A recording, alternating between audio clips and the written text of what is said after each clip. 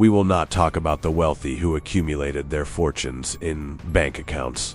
We are talking about those who held the keys to existence in the ancient world. From the man who devoured Rome's economy through arson blackmail, to the emperor who personally owned 20% of the entire planet's wealth. Brace yourself, because the numbers you are about to hear will not just astonish you, they will make you rethink the very concept of wealth itself. Welcome to a new journey inside Uncharted Context. Marcus Crassus, estimated wealth of $180 billion, Roman Republic, Italy, 115 BC.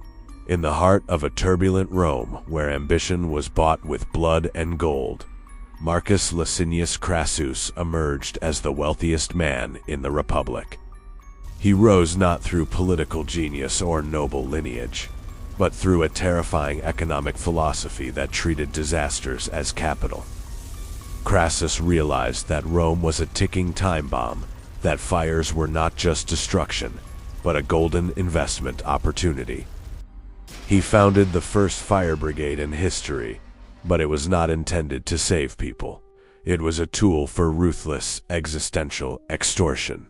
He possessed a private army of 500 slaves, trained not only in firefighting, but in construction and demolition as well. When fire consumed Rome's neighborhoods, Crassus would arrive with his army at the peak of the panic. He would stand before the terrified owner, watching his life's work turn to ash, and offer his only ultimatum. Sell me your property now for pennies, or I will let the fire consume everything. Crassus was the capitalist executioner. He would not allow his men to touch a single bucket of water until contracts were signed, transferring the burning properties and the surrounding land to him for a pittance. Once the contract was signed, his construction crews would move like a well-oiled machine, turning those burnt ruins into luxury real estate complexes that generated astronomical profits, eventually bringing nearly half of Rome under his ownership. Crassus did not stop at real estate. He expanded his empire to include the largest slave trading network in the Republic, exploiting them in silver mines under brutal conditions, converting their humanity into gold coins for his treasury. William the Conqueror, estimated wealth of $213 billion, Norman England, 1066 AD. William's invasion of England in 1066 was not merely a military victory at the Battle of Hastings. It was a comprehensive re-engineering of human existence in Britain. Upon his coronation, William declared a principle no ruler before him dared to enforce with such intensity: every grain of soil in England, from the largest estates to the smallest villages, was the absolute personal property of the crown by right of conquest. He did not settle for confiscating land from Saxon nobles. He turned the entire country into a massive corporation under his management, distributing its shares as he saw fit. However, William's true genius was not in force, but in comprehensive documentation. In 1086, he ordered the largest census in the history of the Middle Ages, known as the Doomsday Book. This record was not just a tax list, it was a terrifying existential survey. William sent his inspectors to every corner of the country to record with incredible precision how many acres each feudal lord owned, the number of cattle, horses, and sheep, and even the number of workers and tenants on every estate. William turned England into a human and material database to ensure that not a single apple or head of livestock escaped the eyes of the royal treasury. Through this data, William practiced what resembled systematic enslavement of resources, redistributing land to his Norman knights in exchange for absolute loyalty, with a precise collection system that made the English economy a giant machine, pumping profits directly into his pocket. He designed a rigid feudal system where every vassal knew his security and status, depended on his ability to supply the crown with wealth. Mansa Musa, estimated wealth of $450 billion, Mali Empire, West Africa, 1312 AD. Mansa Musa was not just a ruler sitting on the throne of Mali. He was the sole controller of the greatest gold artery the ancient world had ever known. In his empire, the economic law was both simple and brutal. Every gram of gold extracted from the earth belonged to the emperor, while the common people were only allowed to trade gold dust to ensure the market value of the metal did not collapse. Musa managed an economy based on total monopoly, making Mali the primary source of gold that fueled the mints of Europe and the Middle East, effectively making him the man who held the monetary balance of power for the world of that era. Yet, the true story of his power was revealed during his legendary pilgrimage in 1324. It was not just a religious journey, but a shock and awe display of power. Imagine a caravan stretching as far as the eye could see, consisting of 60,000 men, led by thousands of slaves carrying rods of pure gold. That caravan was a financial tsunami that struck the region's economies. Due to his excessive generosity in distributing gold in the markets of Cairo and Medina, he flooded the markets to the point where the value of gold collapsed entirely, and those economies suffered from hyperinflation. Nevertheless, the true depth of Mansa Musa's legacy lies in his transformation from a gold collector to a builder of civilization. He realized with the wisdom of the sages that metals perish, and that true power lies in the accumulation of knowledge. Thus, he converted his wealth from solid material into an eternal intellectual asset.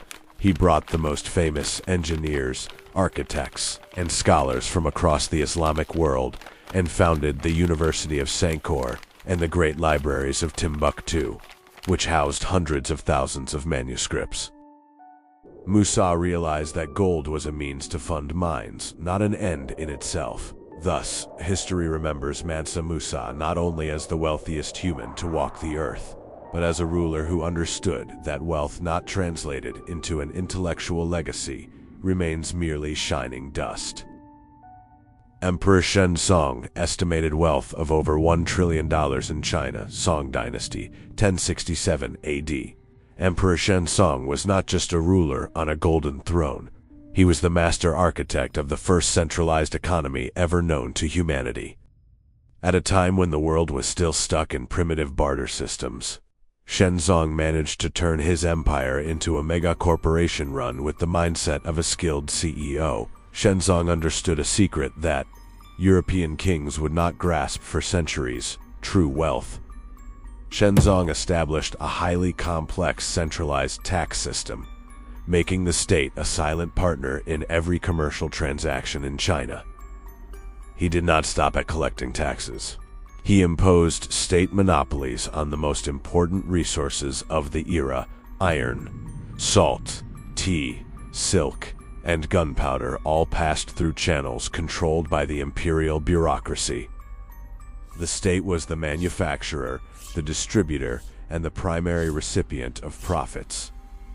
To facilitate this massive flow, his reign saw a surge in the issuance of copper and paper currencies, creating financial liquidity that made trade within China faster and more intense than anywhere else on Earth.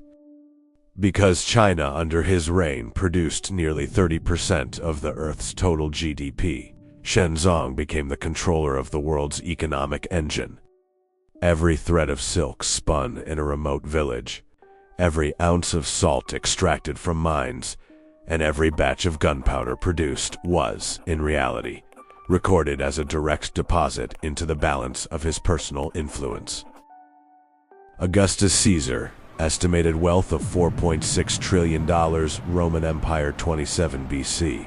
Augustus personally owned 1/5, or 20%, of the entire economic wealth of the Roman Empire. Augustus realized a truth missing from many minds: a crown does not grant its wearer wealth. Rather, it is wealth that secures the crown on the head. After the decisive Battle of Actium, Augustus found himself facing the map of the Roman world, and he made a decision that shifted the scales of history. He did not annex Egypt to the Senate as tradition dictated, but instead kidnapped it for himself, making it a private royal estate registered under his own name. He knew that Egypt was the lifeline. Its grain baskets were the true currency used to purchase the loyalty of the masses in Rome. Whoever controls the wheat controls the soul of the capital, and whoever owns the soul owns everything. His ambition did not stop at Egypt's borders. He invented a genius financial system that separated public funds, managed with Senate formalities, from his private treasury, which was in his own pocket. Through this treasury, he funded armies directly, transforming the empire's soldiers from defenders of the state into defenders of his personal wealth. He did not settle for taxes. He extended his influence over all the sources of existence in his era, from the gold and silver mines that fed the empire's veins to vast tracts of land confiscated from his rivals, to the massive inheritances left to him by Rome's wealthy to curry his favor. When we compare his wealth, estimated at $4.6 trillion, to the standards of our era, we are not talking about mere numbers, but about purchasing power that exceeds the GDP of today's largest economies. The fundamental difference lies here. The wealthy of our era, like Elon Musk or Jeff Bezos, have fortunes hostage to the volatility of the stock market and company shares, which, if they collapse, the sparkle of their billions vanishes with them. Augustus Caesar did not own papers or shares. He owned real assets, land, labor, food, and the resources every human on Earth needs to survive. He owned the very artery of sustainability.